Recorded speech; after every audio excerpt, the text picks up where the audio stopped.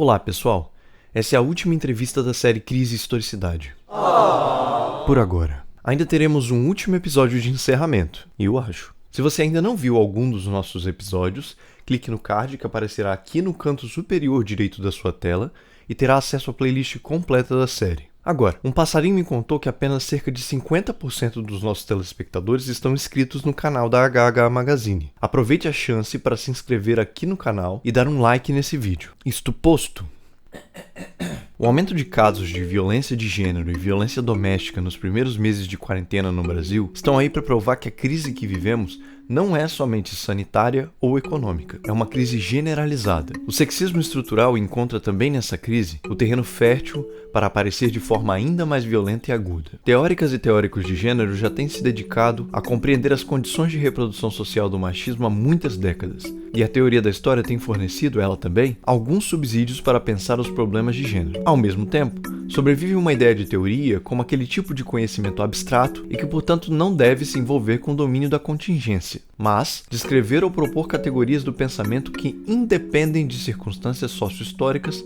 como a questão de gênero. Quais são as relações entre teoria da história e teoria de gênero? O que é que faz dessa crise um momento especial para discutir também a relação entre gênero e história? Na tentativa de responder essa e outras questões, o Laboratório de Estudos de Teoria da História e História da Historiografia, o LETES, e o Núcleo Interdisciplinar de Estudos Teóricos, o NIET, em parceria com o portal HH Magazine, apresentam essa série, cujo objetivo é reunir especialistas da área, do Brasil e do exterior, para tratar de aspectos específicos relacionados à atual pandemia, a partir do ponto de vista próprio da teoria e história da historiografia. Hoje, a professora Natália Sanglar entrevista a professora Maria Inês La Greca sobre a relação entre crise, teoria da história e gênero.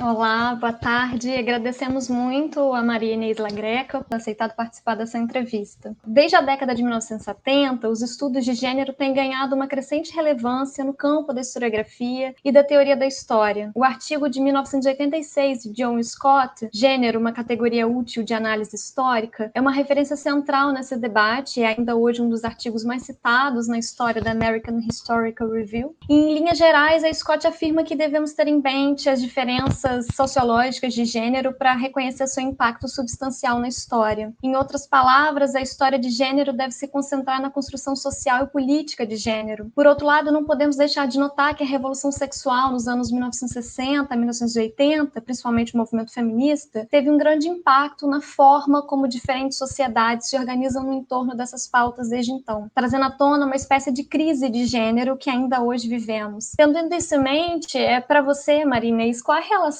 entre crise, história y questões de género? Bueno, en primer lugar, buenas tardes. Muchas gracias por esta invitación. Quiero agradecer al Laboratorio de Estudios en Teoría de la Historia e Historia de la Historiografía, LETIS, al Grupo Interdisciplinario de Estudios Teóricos, NIET, y a Historia y Historiografía, la revista. También al profesor Hugo Merlo, que me contactó, y a vos, Natalia Sanglar, por este momento. Me parece muy interesante la pregunta y una interesante forma de pensar qué vamos a estar diciendo que es la crisis en esta conversación, ¿no? En algún punto me parece que hay una relación clara entre la perspectiva, las cuestiones que surgen, como vos muy bien señalas en la pregunta, entre el movimiento feminista de los 60s y 70s y su llegada a el ámbito de la investigación, la academia y la universidad entre los 70s y los 80s, el establecimiento del campo de los estudios de género y cierta noción de crisis de la idea de historia, digamos, como forma de entendernos en tanto seres humanos. En ese sentido, género, historia, humanidad, son tres conceptos que tienen una interdefinición. A mí me parece que lo interesante del inicio de los estudios de género es que aparece la pregunta por una dimensión de en la humanidad que no estaba siendo tenida en cuenta en la perspectiva de las humanidades y específicamente de la escritura de la historia. Ahí es donde viene la intervención de Joan Scott en el artículo famoso que mencionás. Habría que señalar que el artículo de Scott es del año 86 y hay mucho que pasó antes del artículo y mucho que pasó después. De hecho, es un ámbito para pensar y para analizar que yo creo que al día de hoy, desde la teoría de la historia, no ha sido profundamente pensado. Me parece que en la teoría de la historia sigue faltando una incorporación de la perspectiva de género. Y en ese sentido, lo que te diría es lo siguiente: la aparición de los estudios de género, y específicamente con una perspectiva como la de Scott al interior de la historiografía, no implica que se abra un tópico de estudio que antes no se trabajaba. Como si uno pudiera hacer una licenciatura, un máster y un doctorado en género como un tópico que se agrega a los distintos tópicos de la historiografía o de la escritura de historia. El punto de Scott y el punto de los estudios de género en particular es que todo debe ser reescrito, porque todo debe ser reexaminado en la medida en que no se tuvo en cuenta la diferencia sexual, las cuestiones de sexo-género para pensar nuestro concepto de historia y para escribir la historia. Ese es el punto de Scott en ese artículo. Y ese artículo, en realidad, lo que hace es producir una reflexión teórica acerca de la categoría analítica de género para la historiografía, luego de que se habían desarrollado ya 10 años de estudios de las mujeres, estudios de género. Entonces, Scott lo que hace es un relevamiento de todo lo que se estaba haciendo en términos de pensar la historia de las mujeres, el género, etc. Y lo que dice es, acá falta teorizar y acá falta entender cómo vamos a ir a ver a la historia. Por eso el concepto de género no tiene que ver exclusivamente con ir a pensar qué ha pasado con el género en la historia, sino que tiene que ver también con cómo el lenguaje mismo de la historiografía está marcado por la diferencia de género. En ese sentido, la categoría de género no es aquello que habla de las mujeres en la historia, exclusivamente, sino de cómo en la historia la distinción entre lo masculino y lo femenino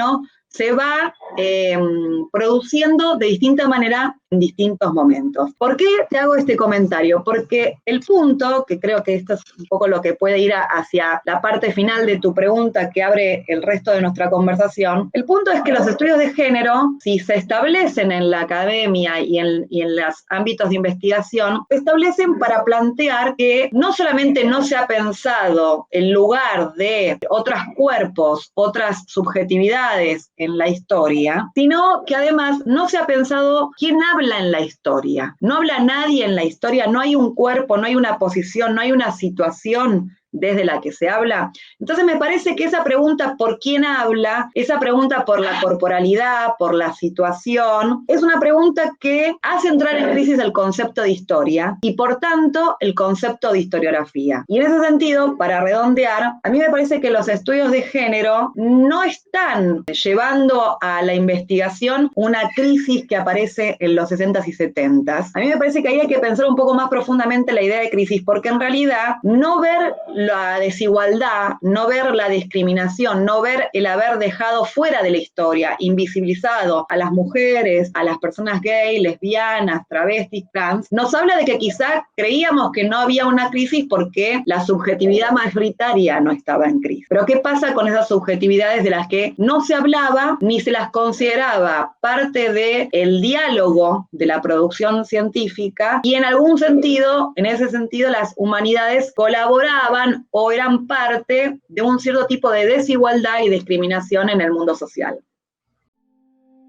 Encrustados nessas preconcepções de superficialidade e profundidade, gênero e verdade universal, metafórico e real, estão alguns nós históricos aos quais dedicamos pouca atenção porque automaticamente favorecemos a profundidade de nosso conhecimento e almejamos produzir relatos reais e verdade universal. Concomitantemente, rejeitamos como objetivos o que é superficial, o que é metafórico ou o que está na esfera do gênero. Muitas disciplinas compartilham das mesmas reivindicações da história sobre suas possibilidades de apreender a verdade ou beleza universal, ambas verificáveis por meio de um conjunto de padrões rigorosos que estariam além de contingências como raça, gênero, religião e origem étnica. Embora os gênios musicais, científicos e filosóficos, por exemplo, quase sempre sejam homens, seu gênio se eleva além de questões contingentes, ou, em última análise, insignificantes, como o gênero, para alcançar as alturas do insight filosófico ou do sublime musical. Grandes artistas e filósofos são gênios acima de tudo e homens apenas acidentalmente.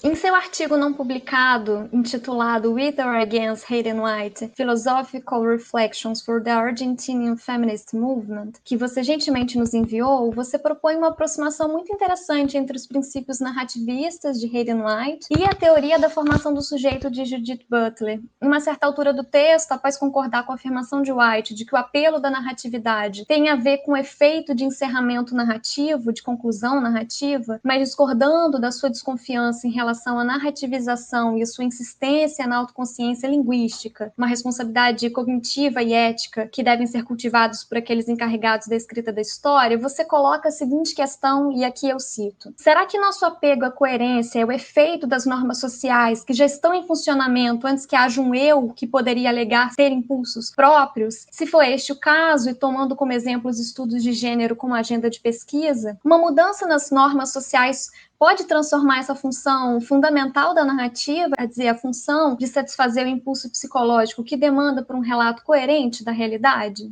La pregunta es muy interesante, voy a tratar de responder al menos una parte porque hay muchas ideas que me parece que podríamos discutir. Primero te cuento cuál es el objetivo de ese artículo, que es un placer que hayan leído y que tengan ganas de que hable de esto. Ese artículo fue mi ponencia en un homenaje que se hizo a Hayden White en la Universidad de California, Santa Cruz, en octubre del año pasado, y lo que quise hacer es ver cuánto de la perspectiva de Hayden White nos podía permitir entender algo que para mí está pasando muy claramente y con mucha relevancia, y volviendo a la idea de crisis que estamos tratando de mapear, desde el 2015 en adelante, con una nueva ola feminista que tiene su punto de origen, no exclusivo, pero uno de los puntos fuertes de origen en Argentina y Latinoamérica, que comenzó con el movimiento Ni Una Menos, relativo a reclamar contra la violencia de género, contra el femicidio, el travesticidio, el transfemicidio, es decir, contra la violencia hacia las mujeres y hacia las identidades minorizadas como las identidades LGBT. Entonces, esto que estaba sucediendo y que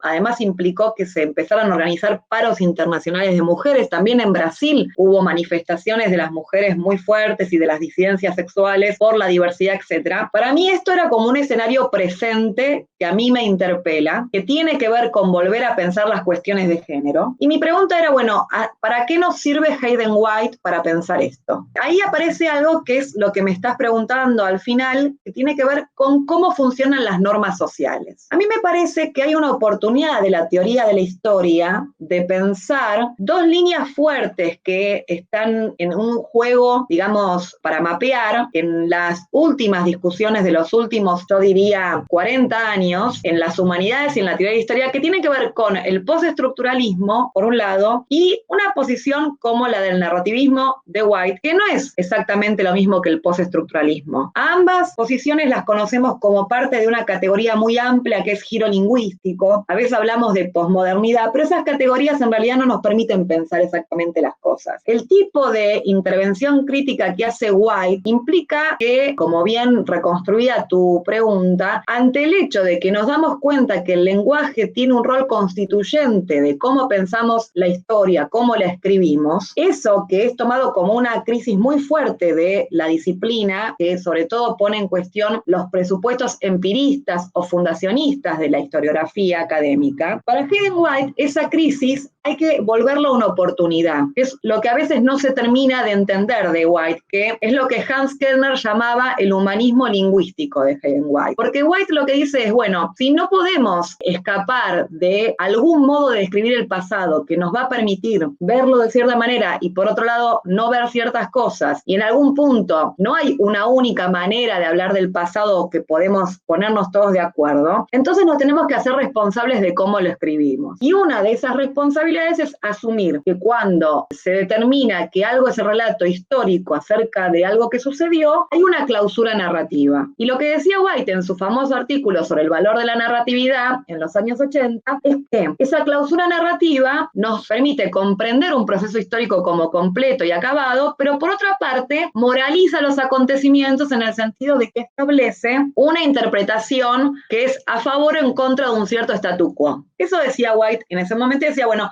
hay que hacerse responsable de todo esto. En el caso de mi lectura de Butler, tanto en su intervención crítica en relación con el género, la performatividad y en relación con la teoría de formación del sujeto, Butler está trabajando desde la línea postestructuralista, de herencia fundamentalmente Foucaultiana, aunque también derridiana, y está trabajando sobre esta idea de que nuestra idea de lo que somos, nuestras identidades, llamémoslo mujer, hombre, gay, lesbiana, una persona ciudadana, todas nuestras categorías de persona con las que nos entendemos, en realidad hay que desconfiar de que sean una descripción de lo que somos y pensar que quizás es el modo en que se produce nuestra manera de ser, nuestra subjetividad. Y en ese sentido, Butler, cuando trabaja en la teoría de formación del sujeto en sus últimos libros, lo que plantea es que la sociedad occidental, siguiendo a Foucault, produce cierto tipo de identidades para normalizar a las personas para que sean parte de una sociedad de determinada manera. Pero esa normalización fracasa. Es decir, que como las normas son ideales, en realidad